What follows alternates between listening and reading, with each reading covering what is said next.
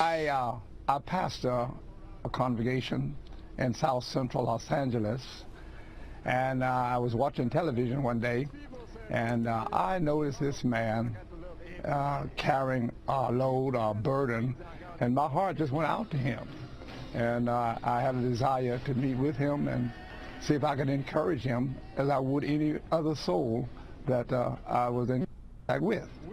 All right, folks, welcome to Give Me Five. That is Pastor Reverend J.B. Hardwick, who has a congregation in South Central L.A., and he was being interviewed by Anderson Cooper. So this pastor invited Donald Sterling to his church. Anderson Cooper then shows video of it and mocks the fact that it was probably staged for publicity. Yeah, like your interview with Donald Sterling? I mean, please. Anyway, this pastor would not be thrown or shaken or tempted to blast Sterling despite the best efforts of Anderson Cooper. Watch. I have a great deal of concern about the comments.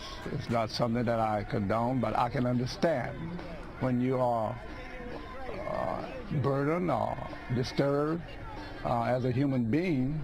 You have a right, I won't say a right, but sometimes you say things that you really don't mean. And I think that's what happened in his case. Okay, so he is not happy with the remarks made by Sterling, but he's finding it in his heart to forgive him. Now, Anderson Cooper eventually is going to think that there was money exchanging hands here. You see, because in Anderson Cooper's world, Donald Sterling is the worst man in the world. And he's going to bring up Magic Johnson. He brings up Magic Johnson again. And you know what he said about Magic Johnson. He said he's done nothing for the black community. And CNN had on a gentleman, and we gave you a Give Me Five on that, who documented Magic Johnson, or according to him, he documented Magic Johnson's connections, direct connections, to groups that prey on the black community when it comes to finances. So Sterling had a point, apparently, about Magic Johnson, at least according to that gentleman who we was on CNN and we presented to you. So here's more. After talking to him and looking into his background, I really do not believe he's a racist. And I think that just like so many of us, we lose our cool, we lose our sense of thinking, and we say things that we regret at times. I firmly believe that.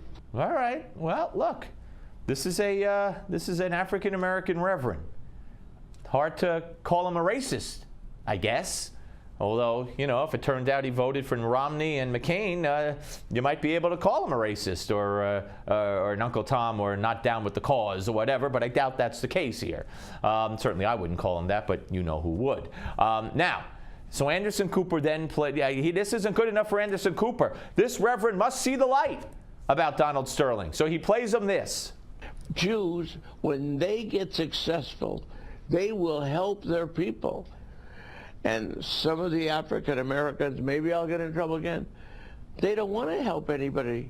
And then he went on to talk about Magic Johnson as somebody who, in his words, has AIDS and has never done anything for African Americans. So are those comments which you feel were made under duress in some way or stress? Yes, I do feel that way. And each of us will, I will use the street term, we will lose our cool at times and say things we will regret. And he said himself it might get him in trouble.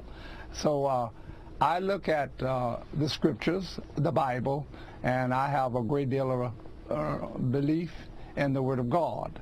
And I just can't picture him as being a person who carry hate continuously in their heart.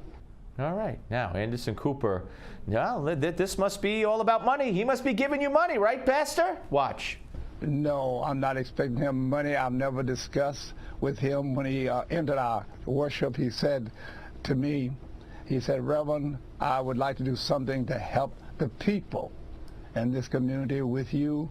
That's the only time anything was discussed about financial. He just voluntarily said that. I haven't given it any thought. All right. Much to Anderson Cooper's chagrin. All right. There you go. Maybe Donald Sterling's not the worst person in the world.